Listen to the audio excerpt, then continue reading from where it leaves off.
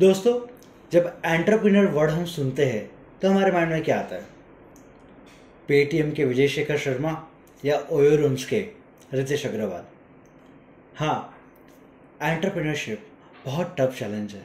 जब हम स्टार्टअप्स की बात करते हैं, स्टार्टअप्स के बारे में बात करते हैं, तब सबसे बड़ा चैलेंज हमारा ये होता है कि स्केल अप।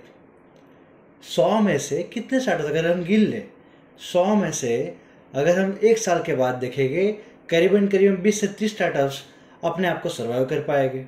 अगर उसको और बढ़ाए तो बहुत सारे चैलेंजेस की वजह से मैक्सिमम 5 या 10 स्टार्टअप्स हो गए जो अगले 2 साल में अपनी कंपनी को ग्रोथ पे ले जाए और सस्टेन कर पाए।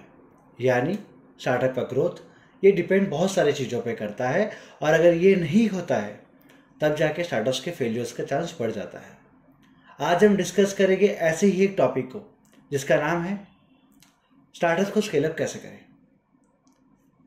अगर किसी भी स्टार्टअप्स को स्केल अप करना है तो जो 5 बहुत इंपॉर्टेंट पॉइंट्स हमें ध्यान में रखने हैं, वो पहला पॉइंट है कि जब भी हम किसी भी आइडिया पे काम करते हैं तो हमें डिस्कस करना है कि ये अगर ये आइडिया है, ये आइडिया सही है कि नहीं है। अगर इसको और डिटेल में बात करें कि ये जो बिजनेस है वो स्केलेबल है कि नहीं है।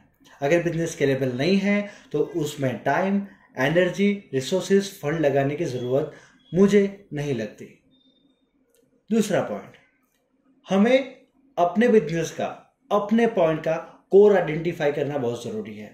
आप जिस चीज़ में बिजनेस करना चाहते हो, आप जिस प्रॉब्लम का सॉल्यूशन ढूंढ रहे हो, क्या उस प्रॉब्लम को सॉल्व करने के लिए आपके पास जो टीम का कोर है, जो स्किल है, वो प्रॉपर है कि नहीं। आपका कोर आइडेंटिफाई करना है, उसके अकॉर्डिंग आपको सॉल्यूशंस और स्केलअप की ओर बढ़ना है।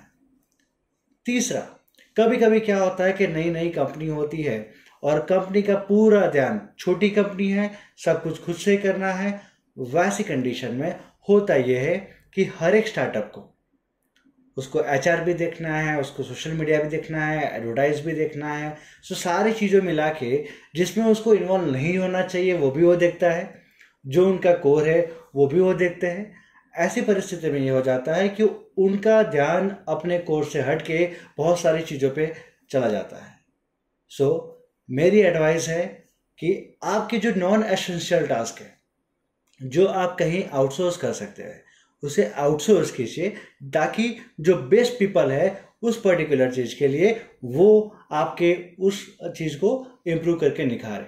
जैसे अगर सोशल मीडिया की बात करें तो हो सकता है आपने जो प्रोडक्ट बनाया है, social media is the right place to market your product, but ये ज़रूरी नहीं है कि आपके टीम के पास उतनी अच्छी एक्सपर्टीज़ हो कि आप आपके प्रोडक्ट को सोशल मीडिया पर मार्केट कर पाए। यानी कि कहने का मकसद ये है कि जो जिस चीज़ में बेस्ट है, जो आपकी कंपनी की यूएसपी नहीं है, जिससे बिजनेस नॉन एसेंशियल्स है, उसको आउटसोर्स करना सीखिए। उसके अलावा एक बहुत इंपॉर्टेंट चीज़ है, कभी कभी क्या होता है, जो फाउंडर होता है, अगर जो जिसने कंपनी शुरू की है, जो टीम है, वो पूरा बिजनेस खुद से खड़ा किया हुआ होता है। तो वैसी कंडीशन में क्या होता है कि पूरा बिजनेस उनके इर्द गिर्द चलता है। अब अगर एक दिन भी वो को फाउंडर या फाउंडर अगर कंपनी में ना हो तो कंपनी के ऑपरेशंस पे इफेक्ट होता है। इस चीज़ को अवॉइड करने के लिए सबसे पहला काम होना चाहिए, कंपनी के सारे ऑपरेशंस को ऑटोमेट कर दिया जाए ताकि आप स्केल अप के काम के अंदर अपना टाइम ज़्यादा दे पाओ। होता यह है कि फाउंडर और को फाउंडर अपने ही सारे टास्क को, सारी चीज़ों को खुद से ही करके अपना सेंट्रिक ऑपरेशन बना दिए जाते हैं। जब स्केल अप करने का टाइम आता है तब टीम अपने आप से उसको ऑटोमेटेड वे में नहीं कर पाती है।